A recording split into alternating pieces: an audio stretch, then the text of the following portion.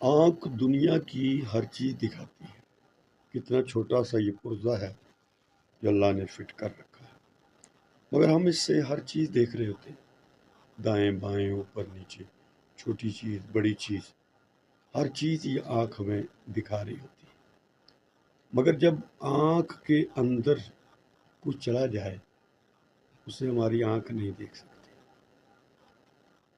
اسی طرح انسان دوسروں کے عیب تو دیکھتا ہے مگر اسے اپنے عیب نظر نہیں آتے۔ تو بجائے یہ ہے کہ ہم دوسروں کے عیبوں کی تلاش میں لگے رہیں، صبح و شام اسی فکر میں لگے رہیں وہ کیا کرتا ہے، کیا کھاتا ہے، وہ ایسا ہے، وہ ایسا ہے۔ دوسروں کے عیبوں کی تلاشی میں لگے رہنے سے بہتر ہے کہ ہم اپنے اندر نظر ڈالیں، اپنے عیبوں کو تلاش کریں اور ان عیبوں پر اللہ کے حضور معافی کے طلبگار ہوں، معافی مانگیں۔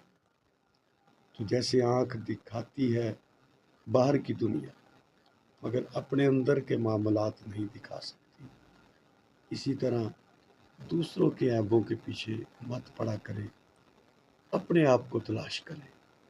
جب آپ کو اپنی تلاش ہو جائے گی تو پھر آپ کی نظر میں کوئی برا نہیں رہے۔